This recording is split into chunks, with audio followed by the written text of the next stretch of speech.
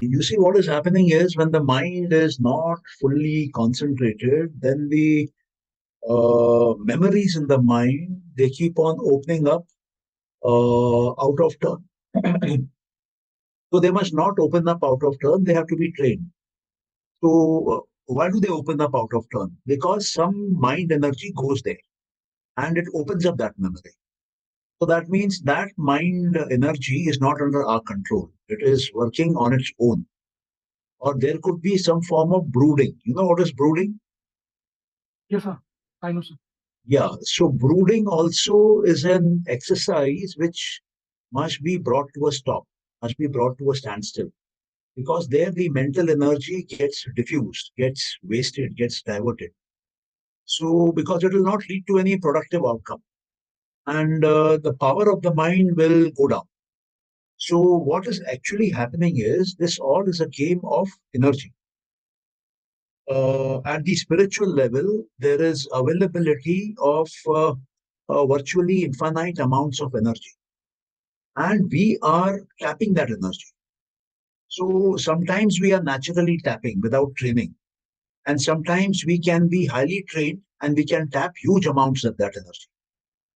So that energy comes into our mind, various levels of the mind. It first comes to the buddhi, then it flows down to the ahankar, then it flows out into the world in the form of creating matter, panchmahabhut, or in the form of jnanendriyas, sensing what is out there, or in the form of manas, which is conscious mind, which interprets what is out there using reasoning, or you we work on the world outside through our organs of action, the karmendriyas.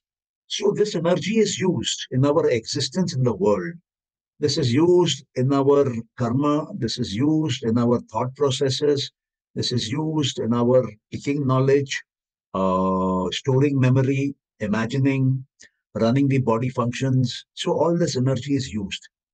So the more we are able to conserve this energy, direct this energy, make it razor sharp in application, the more better our life becomes. We are able to direct this energy for happiness, for prosperity, for loving relationships, for a mind without disturbances, for removing pain and sorrow in our life, for removing diseases from our body. At various levels, this energy is used. Therefore, it is important that we know how to manage this energy, how to work with this energy, how to use this energy, how to conserve this energy. That is why I am spending so much time trying to explain and record these exercises because they help us to build mental muscle. They help us to use this energy for a fruitful purpose. And this energy is coming to us free of cost. This is Prakriti's energy. This is nature's energy. It is available freely to everybody, irrespective of community, irrespective of caste, irrespective of nationality, irrespective of gender, irrespective of age, irrespective of education. You know, you might have no hands and legs, no eyes and ears, but the same energy will be provided for you. So, this is the uniqueness of this energy. And this is what we need to learn. This is a very valuable resource.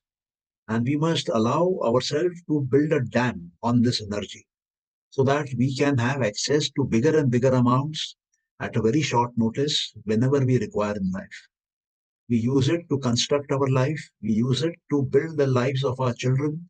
We use it for our old age. We use it for our society. We use it for our country. So that is why it is very important that we as a nation, we as a race, we as uh, humanity learn how to use this energy. Are you getting me what I'm telling you? Yes, sir. I could understand what you mean to say. It is just like the sun rays, which gives us energy. Abundant energy is available, and we need to tap that energy. Yeah, right. Very correct. So we must watch each and every leakage of that energy. It should not go away in anger. It should not go away in jealousy. It should not go away in hatred. It should not go away in attachment. It should not go away in aversion. It should not go away in fear. It should not go away in egoistic behavior. It should not go away in uh, any sort of wrongful activity which will cause harm to others. So it is very important that it is very, very constructively used, very, very safely used, because it can be put to any use. So we need human intellect to be able to understand how to use this energy, how to direct this energy, how to maximize this energy. And then a lot of beautiful things can happen in our life. Okay? Yes, sir. Thank you, sir. Yes, welcome. So today we are going to look at a very important facet of thinking. Today we are going to look at how to develop the ability to see below the surface, how to see behind the screen, how to read between the lines. This ability is generally with people who have high command over their minds, who have developed minds. But it can be learned, it can be developed by practice. So today we will do this exercise. It is a very interesting exercise, but it is a long exercise. It might take some time. So let us look at it.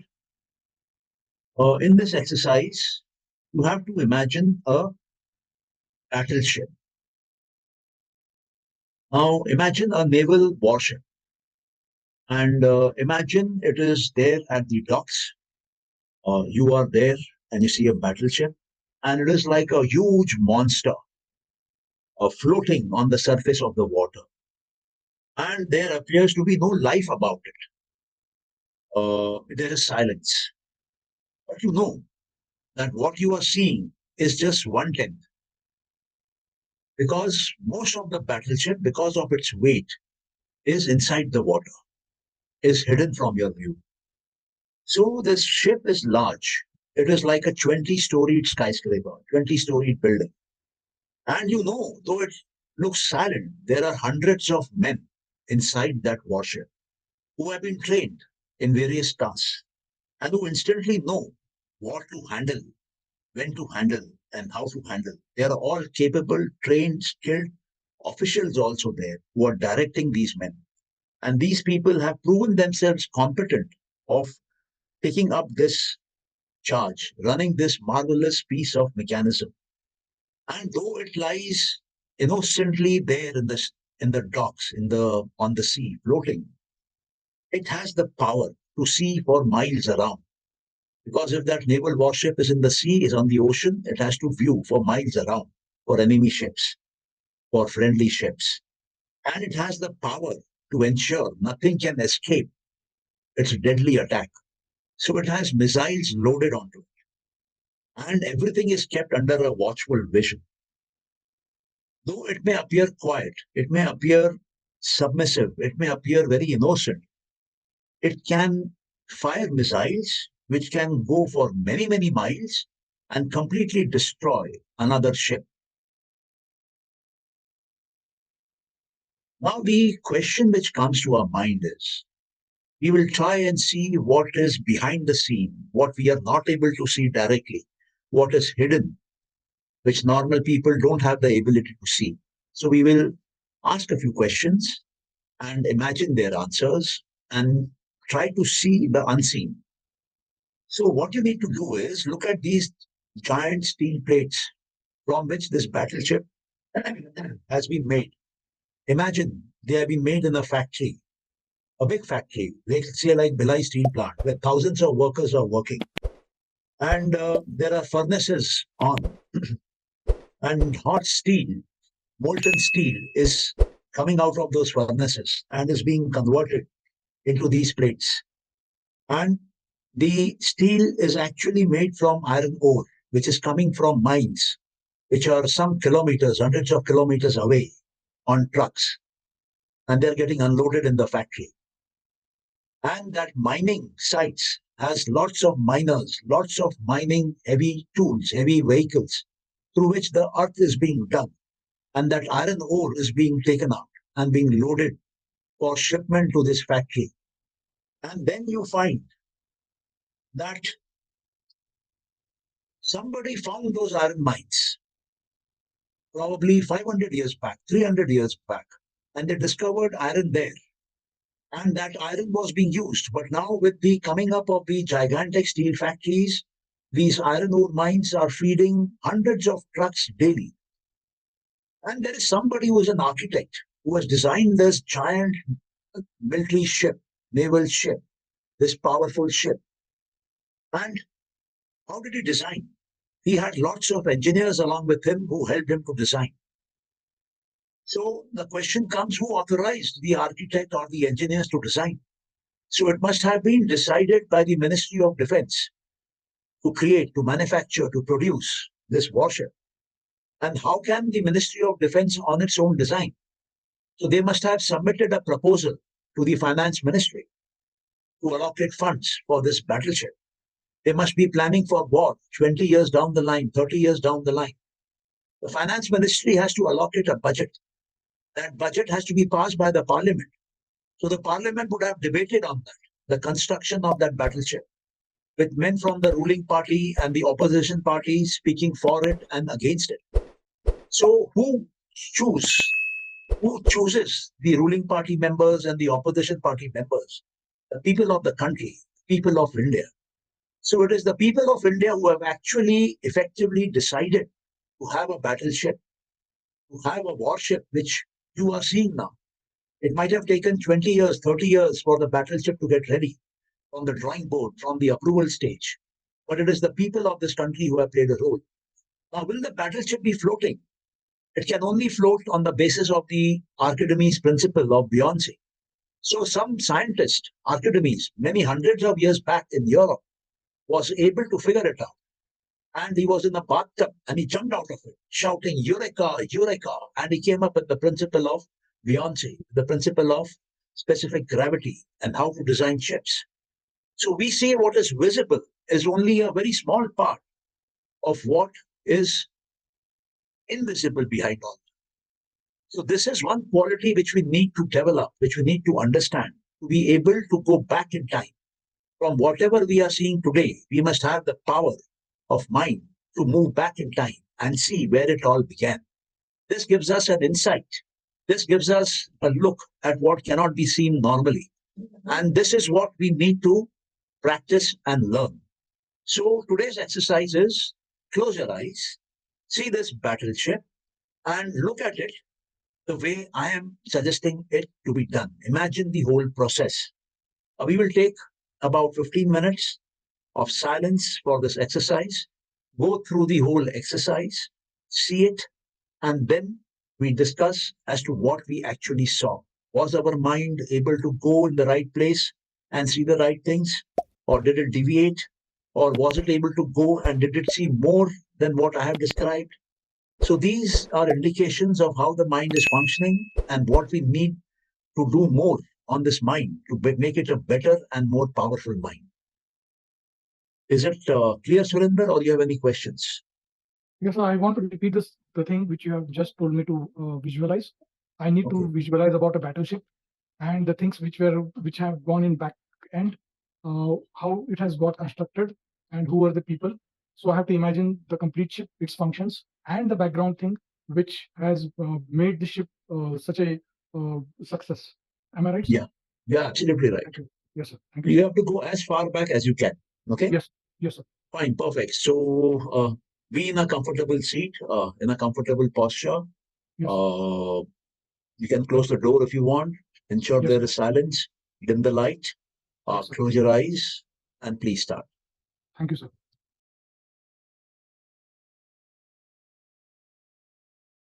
Yeah, that's all. Yes, sir. I'm back. You're welcome. We have Anil also here. Yes, sir. Anil, were you able to do the exercise?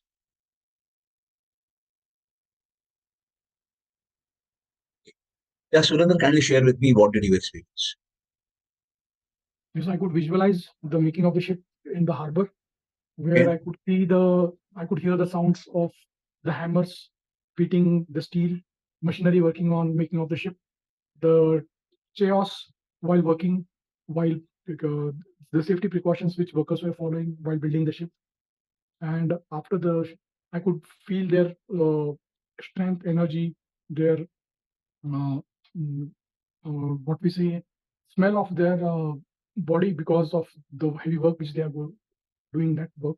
Okay. And after the ship has been built, it has been built with the latest technology, it has got stealth technology where it can cover itself, it can change its color if the enemy detects the ship. It can appear like an island. It can also appear like the huge trees on an island. So it is very difficult to detect that trees. Also, the ship has been loaded with biological warfare system like the eel fish, which has got its electric current and it kills its enemy with electric current. Apart from missiles and other technology, there are aircrafts.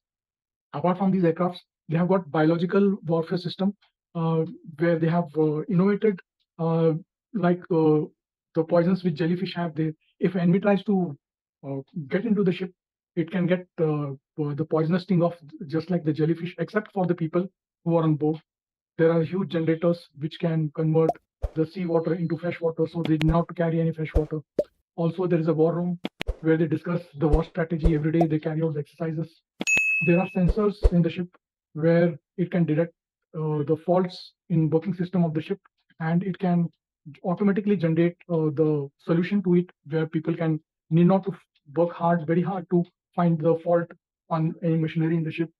Okay. Also, I would like to bring you to a stop here. Okay. yes, sir, thank you. Yeah. You have a very vivid imagination, a very powerful imagination.